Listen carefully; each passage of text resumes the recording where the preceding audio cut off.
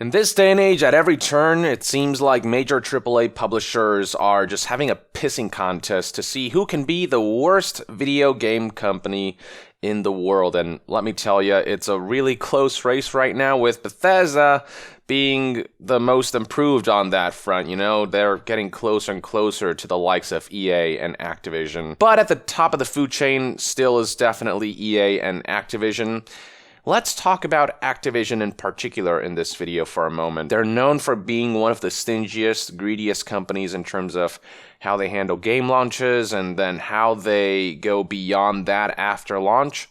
So with Black Ops 4, you know, this is a game whose gameplay loop, the progression and reward system were all completely marred by the focus on loot boxes and the focus on ensuring that players are constantly nickel and dimed, that they constantly feel like they have to spend money in order to earn rewards at a decent rate. That's a game with a lot of broken promises in terms of how they would handle monetization, and then, you know, they just keep adding and adding gameplay affecting loot boxes, which wasn't the case when it first launched, and they just keep tuning these dials to ensure that the egregiousness of monetization keep getting worse and worse over time. And this is not just the trend established by Activision, this is what a lot of companies are doing. They launch a game with little to no microtransactions, wait until reviews are out, and then slowly inch their way towards the actual vision of the monetization system they had in mind, and slowly make their way towards that after they've received,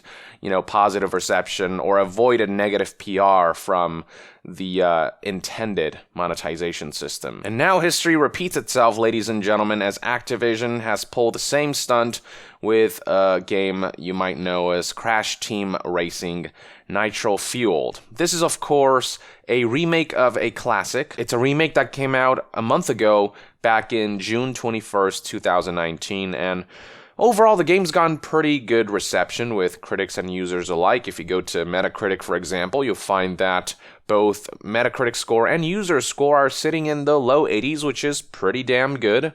This is all in large part to do with the fact that the developers did a good job with maintaining the soul, the core of the original. It still feels like that game, but of course a lot of elements were modernized, from graphics to certain mechanics to the feel to, you know, the frame rate, all these different elements. It's exactly what a remake should be, so that's very commendable indeed. But once people got to play the game, they eventually discovered that there's this storefront called the Pit Stop. Now, at launch, the game didn't have any microtransactions, but the way that store was structured, you know, it just raised a lot of eyebrows because it looked so much like the kind of storefront you'd find in, you know, your Fortnite or in your Anthem, right? These kinds of games where you can directly purchase with real money some kind of currency to then, you know, pick out whatever item you want.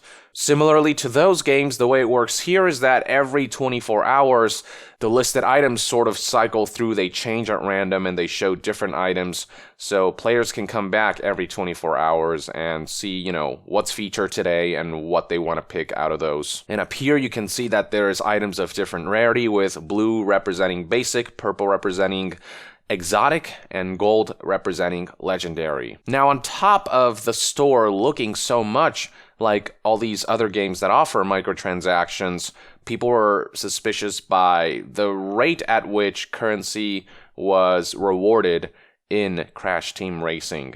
So in Crash Team Racing, there's this currency called Wumpa Coins that you get after completing activities and events, and it's with these Wumpa Coins that you spend in order to unlock various cosmetics, the carts, and whatever items are listed, new characters, so on and so forth. And the issue was that it felt like there was way too much grind required to get enough currency to unlock many of these elements. It just felt like the game wasn't giving out rewards at a fast enough rate. This obviously raised a lot of red flags. I mean, the only reason a game would throttle rewards or throttle progression, the only reason they would make grind so, well, grindy, is to ensure that players feel the need to shell out cash to skip the grind, because the grind itself becomes insufferable or annoying, and that kind of lures players into expenditure. Now, a lot of people try to be optimistic, and they thought maybe this is just some design flaw because at launch, Crash Team Racing didn't have any sort of microtransactions implementation. So the expectation was that maybe, the developers would listen to the feedback and adjust the rate so that the rewards feel more rewarding in how they're given out. Because any game with integrity would, listen to feedback and immediately fix the problem without any additional caveats. But we, of course, live in an era in which games are purposely shipped broken, poorly designed, also that players eventually will have to purchase the solution, right? I mean, fixes are no longer just readily provided. Poor design is never just patched. Fixes are now sort of sold for real money and then labeled as convenience. Unfortunately, Crash Team Racing Nitro Fueled has taken this route, as we have recently learned. So the following information was conveyed in an official blog post on Activision's website. There's an update that's being prepped for August 2nd, and on top of the introduction of new characters, skins, carts, challenges, and all these various elements, it's also been confirmed that the game's going to add the option for players to spend real money on these Wumpa coins that allow players to buy items in the pit stop. So here's the relevant statement.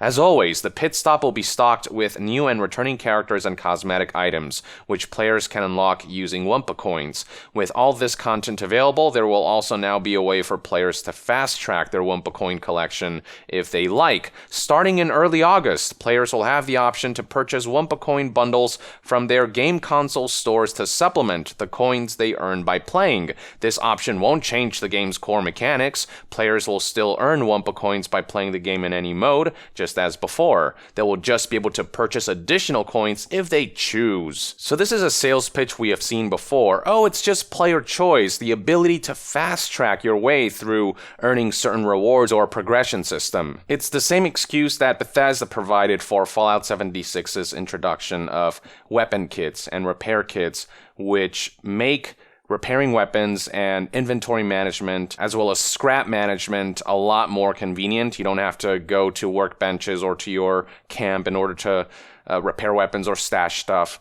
You can just kind of do it on the fly, and it makes the gameplay flow better. There's less time wasted. It's just convenience sold at a price. And with Crash Team Racing, same things going on, where they're kind of throttling rewards so that players can purchase the ability to fast-track their way towards earning these rewards that are handed out stingily. Because they understand that humans are by nature impatient, that by nature they want instant gratification, so everything's designed meticulously to exploit that. It's also worth pointing out that what makes this especially sad is that we're talking about a remake of a 20-year-old classic.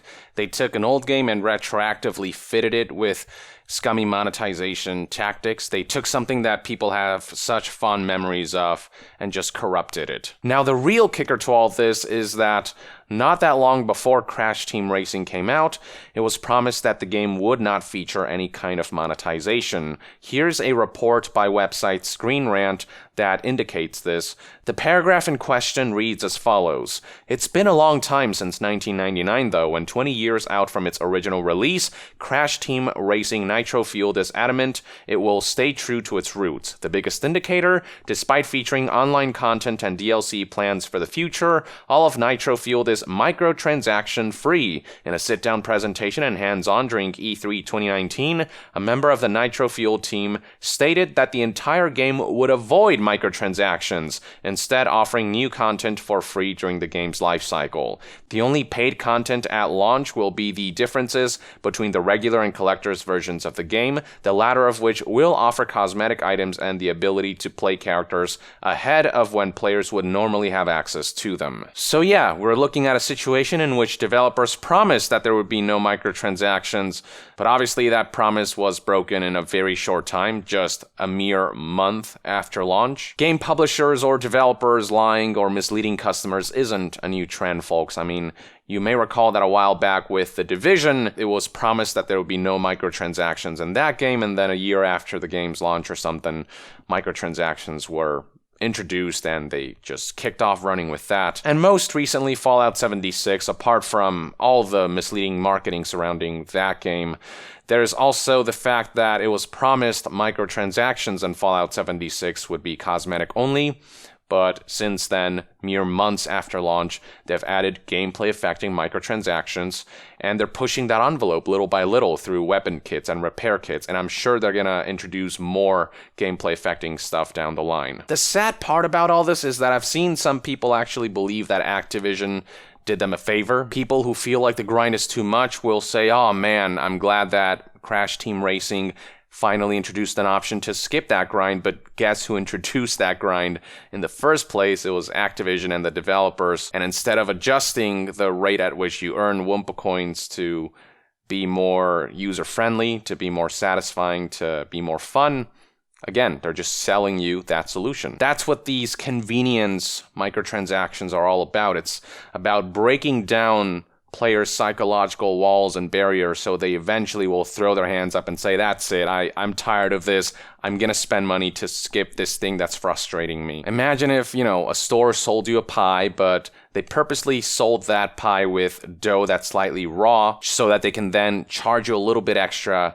to kind of put it back in the oven and heat it all the way. That's sort of what's happening here. They're the ones, the shop is the one introducing the problem of slightly raw dough so that you have to pay for the solution. It's all smoke and mirror. It's about playing with people's perception. It's about putting propaganda out there to make people believe that companies are looking out for players and consumers' best interest.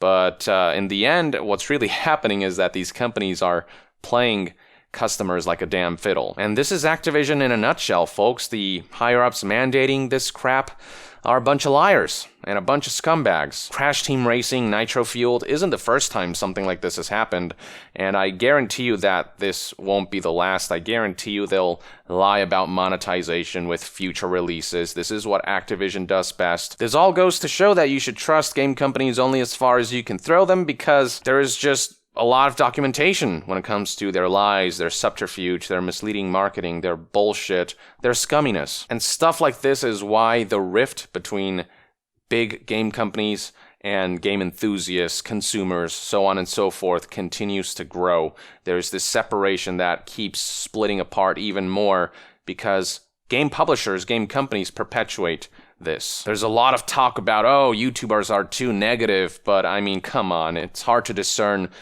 truth from lies these days from the likes of EA, Activision, Ubisoft, Take-Two, and Bethesda, since they keep engaging in this kind of behavior. How do you trust game companies when stuff like this keeps happening over and over again? So yeah, call me cynical, but there's good reason for it, because of shit like this.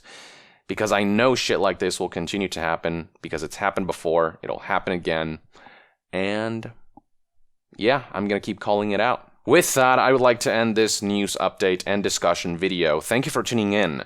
To be further updated on all things gaming news, reviews, and discussions, stay tuned right here on Yong Yeah. I'll see you guys next time.